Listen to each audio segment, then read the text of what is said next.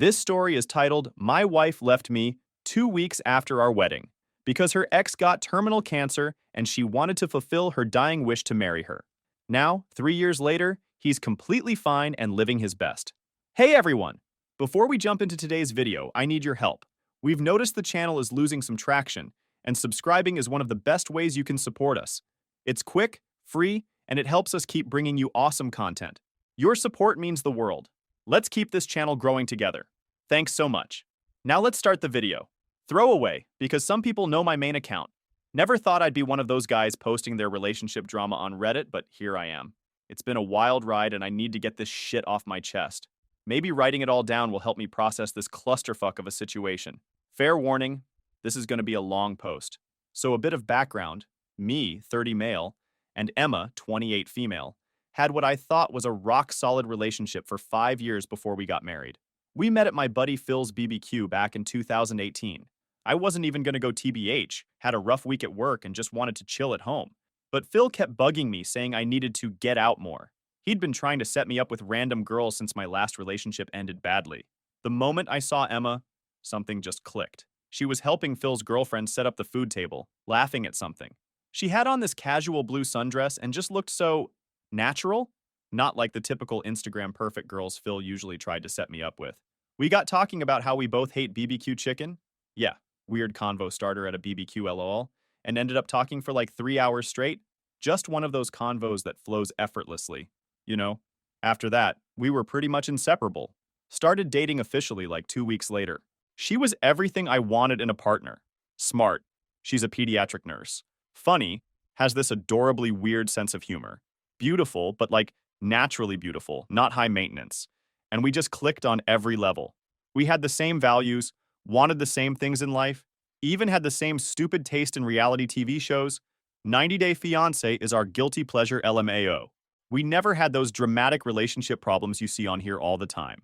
No trust issues, no fights about dumb stuff. None of that BS. Sure, we had disagreements, but we always worked them out like adults. My buddies used to give me shit for being whipped. But honestly, I was just happy. Emma made me want to be a better person, as cheesy as that sounds. Fast forward to last year. I proposed during a hiking trip. She loves outdoor stuff. Almost fucked it up because I was so nervous I almost dropped the ring off the mountain lol. But she said yes, crying and laughing at the same time. We started planning the wedding right away. Emma had always dreamed of getting married at this historic vineyard, about an hour outside the city. Shit was expensive but seeing how happy it made her was worth every penny. The wedding was, man, it was perfect. And I'm not just saying that because I spent a small fortune on it. Seriously, why TF are weddings so expensive? The vineyard looked amazing, all decorated with lights and flowers. Emma looked absolutely stunning in her dress.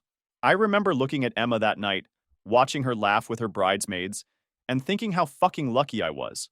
Like, this amazing woman actually chose to spend her life with me? It felt unreal. We had all these plans. Wanted to travel more, maybe buy a house in the suburbs next year, start trying for kids in a couple years. Emma even had names picked out already. She wanted to name our future son after her grandfather, which I was cool with. If someone had told me then what was about to happen, I would have laughed in their face. How could anything go wrong? We were solid. Or at least, I thought we were. So 2 months after we got back from our honeymoon in Greece, which was fucking amazing BTW, if you ever get the chance to visit Santorini, do it. Everything went to complete shit. It was a Friday night and I was at home grilling these fancy aged ribeyes I'd gotten from this bougie butcher shop downtown. Like $60 per steak expensive. Emma loves a good steak dinner, and I wanted to surprise her because she'd been working crazy shifts at the hospital lately.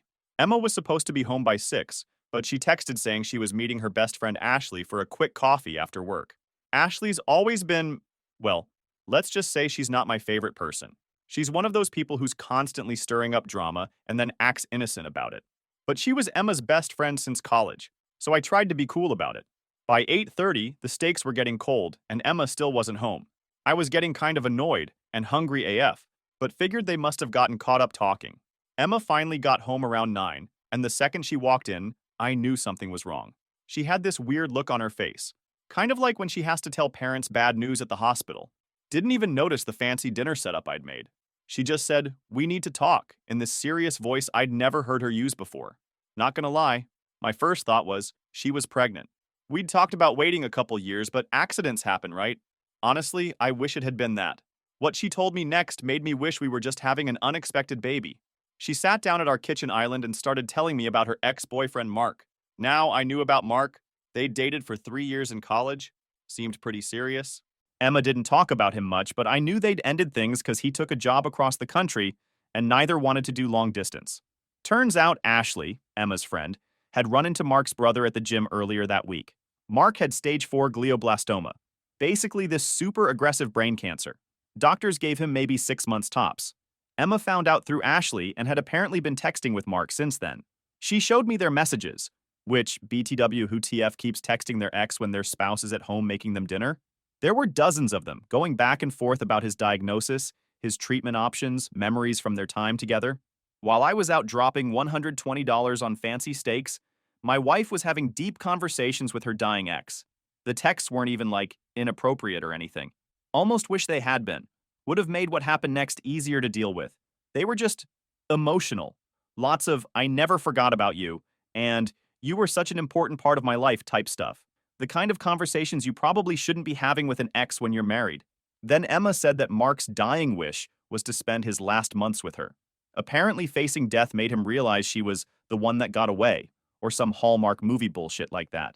And Emma, fuck, this still hurts to type. Emma told me she felt like she had to do this, like it was some kind of test from the universe or something. The worst part? Ashley had been encouraging this whole thing. She told Emma it was fate that she found out about Mark's cancer, that Emma would regret it forever if she didn't go to him in his time of need, that sometimes life gives us second chances for a reason. Yeah, real fucking helpful, Ashley. Great advice for a newlywed. I just sat there in shock, staring at our fancy dinner getting cold, while my wife of 3 months told me about how she needed to go be with her dying ex. The same wife who'd been planning our future together just weeks ago, who still had a fucking suitcase in our bedroom that wasn't fully unpacked from our honeymoon. The thing that really got me was how Emma was talking about it, like it was some kind of noble sacrifice she had to make. Mark has no one else, she kept saying. His family is all on the East Coast. Convenient, right? He's all alone facing death. Meanwhile, I'm sitting there thinking, what about me? What about your husband, who you literally just promised to spend your life with? I asked her straight up if she still had feelings for Mark. She started crying. Emma's one of those people who cry when they're stressed. Usually I find it endearing, but at that moment it just pissed me off more. She said it wasn't about that. And this was bigger than our relationship. That Ashley had helped her see that this was something she needed to do to be able to live with herself. Oh yeah, let's talk about Ashley for a minute. This girl has been a thorn in my side since day one. She's one of those perpetually single friends who always has to be involved in everyone else's relationship. The type who posts inspirational quotes about following your heart on Instagram, but can't keep a relationship longer than 3 months. According to Emma, Ashley was the one who really pushed her into this whole thing. After running into Mark's brother, Ashley set up a chance meeting with Mark at their usual coffee spot. She'd been feeding Emma all this spiritual mumbo-jumbo about how the universe brings people back into our lives for a reason. And sometimes first loves are meant to be last loves, and other bullshit. I tried to be rational about it. Asked Emma if she'd seen any of Mark's medical records herself, if she'd talked to his doctors, if she'd even verified the diagnosis with his family. She got defensive, said she couldn't believe I was questioning something like this, that the Mark she knew would never lie about something so serious. The Mark she knew. Those words just kept echoing in my head. You want to know the most fucked up part? She actually expected me to be understanding about this. Like I should just be cool with my wife leaving me to go play nurse for her ex-boyfriend. She even suggested we could take a break while she helped Mark through his final journey. Her exact words, I shit you not. I lost it at that point. Told her marriage doesn't have a pause button, that she couldn't just put our life on hold while she went to fulfill some dying guy's romantic fantasy. Asked her how she'd feel if I left her for an ex who was dying. She said that was different, but couldn't explain how. The conversation went in circles for hours. Emma kept talking about karma and doing the right thing. I kept trying to make her see how insane this whole situation was. At one point, she actually said, "If you really love me, you'll understand why I need to do this." Classic manipulation right there. Finally, around 2 a.m., I'd had enough. Told her she needed to make a choice right then and there. If she walked out that door to be with Mark, we were done. No breaks, no temporary separation, no coming back when she was finished playing Florence Nightingale. Done. She looked at me like I was the one being unreasonable. Started talking about how Life isn't black and white, and sometimes we have to make hard choices. I cut her off and said, actually, this choice was pretty fucking black and white. Either she was my wife or she wasn't. The way she looked at me then, man, I'll never forget it. This mixture of disappointment and resignation, like I was the one failing some kind of test. She said she needed time to think, grabbed her purse and left to stay at Ashley's. The sound of the door closing behind her was like a gunshot. I didn't sleep at all that night, just sat in our kitchen, staring at those stupid expensive steaks, wondering how my life had turned into this ridiculous drama. Kept checking my phone, thinking maybe she'd come to her senses. Then things moved pretty fast. Emma stayed at Ashley's for a few days, barely responding to my texts. Meanwhile, I was going through hell. Couldn't eat, couldn't sleep, just kept replaying everything in my head trying to figure out where I went wrong. My buddy Phil, the one who hosted the BBQ where we met, came over with pizza when I told him what was happening. He couldn't believe it either. We'd all hung out together so many times, double dated, gone on group vacations. Emma had always seemed so normal, like not the type to pull this kind of shit at all. Then about a week after she left, I got this long text from Emma saying she'd done a lot of thinking and decided she had to follow her heart. Fucking gag. She was moving in with Mark to help him through his final months. She actually wrote that she hoped I could find it in my heart to understand, and maybe we could revisit our relationship after Mark passed. Like I was just gonna sit around waiting to be her backup plan? The next day, I got an email from her lawyer. Fucking email. Not even a phone call. She wanted a divorce and was hoping we could handle this amicably. I'll never forget sitting at my desk at work, staring at that email, feeling like I'd been punched in the gut. Had to tell my boss I was sick and went home. Some of our friends actually took her side, said I was being heartless and unsupportive. Like what? My friend Rachel, who I thought was my friend first, actually told me I should be proud of Emma for being so selfless. Proud that my wife was leaving me for her ex? What kind of fucked up logic is that? I remember this one dinner with our couple friends. They tried to convince me to see it from Emma's perspective. Said how would I feel if I knew I could give someone comfort in their final months but chose not to? I straight up asked them if either of them would leave their spouse for a dying ex. They got real quiet after that. The worst part was everyone treating me like I was some kind of asshole for not being okay with this. Like I was the bad guy for expecting my wife to actually honor our marriage vows. Even Emma's sister Lisa, who'd always been cool with me, started posting these vague Facebook statuses about how true love means supporting each other's difficult choices, or some BS like that. When Emma's lawyer sent over the divorce papers, I got my own lawyer. A real shark of an attorney my brother recommended. I wasn't about to get screwed over twice. Emma apparently expected me to move out of our house, which I'd paid 70% of the down payment for BTW. Told her she could buy me out if she wanted to, but I wasn't going anywhere. She seemed shocked that I wasn't just rolling over and giving her what she wanted. Think she expected me to be understanding about this whole thing right up until the end. The day she came to get her stuff was brutal. Ashley came with her, of course, and kept giving me these dirty looks like I was the villain in this story. They took 3 hours packing up Emma's things. Every time they walked past me with another box, Ashley would make these little huffing noises. I just sat on the couch drinking beer and watching football, refusing to help. Emma tried to take our dog Max, a lab mix we'd adopted 2 years ago.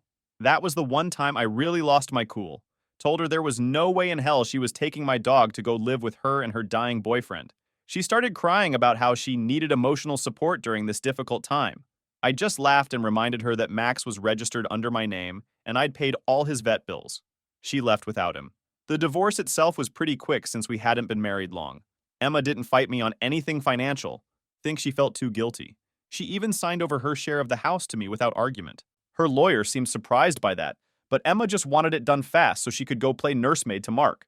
So after Emma moved out, the house felt fucking huge. Like way too empty. I threw that all her stuff right in the trash. My mom wanted me to start dating again right away. She kept trying to set me up with daughters of her friends from church. Thanks, but no thanks, Mom. My buddies tried dragging me to bars, saying I needed to get back out there. But honestly, I wasn't ready. The thought of trying to explain my situation to some random woman at a bar, yeah, my wife left me for her dying ex-boyfriend 2 months after our wedding, just seemed exhausting. Instead, I threw myself into work, started taking all the overtime I could get. My boss was actually pretty cool about everything. Let me pick up extra projects to keep my mind busy. Made some decent money too, so that was a plus. But sitting alone in that house every night was killing me. Started having trouble sleeping. Would wake up at 3 a.m. and check my phone. half expecting to see a message from Emma saying this was all some fucked up mistake. Max was a lifesaver during this time. Having him there forced me to keep some kind of routine. Had to get up to walk him, had to come home at decent hours to feed him. He'd sit with me on the couch while I binged Netflix, probably wondering why I was watching so much Breaking Bad at 2 a.m. I started doing some home improvements too, just to keep busy. But the hardest part was dealing with social media. Emma didn't post much about her situation. Guess it's hard to make "left my husband for my dying ex" look good on Instagram. But mutual friends would share stuff. Pictures of her at dinner with friends, acting like everything was normal. Ashley's posts were the worst. All these cryptic quotes about following your heart and sometimes life has other plans. Had to block both of them eventually. I lost some friends in the split too. Couples we used to hang out with started taking sides. Some people thought I was being an asshole for not supporting Emma's difficult choice. Still can't believe that bullshit. Others just felt awkward and stopped inviting me to things. That shit hurt almost as much as the divorce itself. My brother was actually the most helpful during this time. He'd come over with his kids, force me to get out of the house. Fast forward couple of months. I was actually doing pretty good. Got promoted at work, bought a new truck, always wanted a Tacoma, and was in the best shape of my life thanks to BJJ. Even started dating a little bit. Nothing serious, but at least I could get through first date small talk without having a mental breakdown talking about my ex LOL. Then, one random Tuesday afternoon, my phone starts blowing up. Like, notifications going crazy. First, I thought it was a work emergency or something. Nope. Emma's number. Hadn't heard from her in over 3 months at this point. She's calling, texting, leaving voicemails. I ignored it at first because WTF does she want after all this time? But then I get a text from Lisa, Emma's sister. Now, Lisa and I stayed kind of friendly after everything. She actually apologized to me a couple months after the divorce. Said she couldn't believe how Emma handled everything. So when she texts saying I really need to hear what Emma has to say, I figure something serious must be up. Finally answer one of Emma's calls on my lunch break. She's hysterical. Like, can barely understand what she's saying through the crying. At first I thought maybe Mark had finally died. Yeah, I'm an asshole, whatever. But nah, this is so much better. Turns out Mark never had cancer. Never had any kind of cancer. The whole thing was a fucking lie. This dude faked an entire terminal illness because he saw our wedding photos on Instagram and decided he wanted Emma back. Let that sink in for a minute. He had faked everything. The medical reports? His buddy worked at a hospital and helped him forge them. The remote work during his treatment? Just an excuse to avoid being seen around town looking perfectly healthy. The whole thing was an elaborate scam to get Emma back. You want to know how Emma found out? Mark's sister ran into her at Whole Foods. Started chatting, catching up. Emma mentioned something about Mark's treatment, and the sister has no idea what she's talking about. Turns out the whole family thought Mark and Emma had just gotten back together normally. He never told any of them about faking cancer. Emma confronts Mark about it that night. This motherfucker just laughs. Says, yeah, he made it all up, but it worked, didn't it? Oh, and the best part? He's been dating his coworker Jessica for the past 6 months. Already had plans to move to California with her for a new job.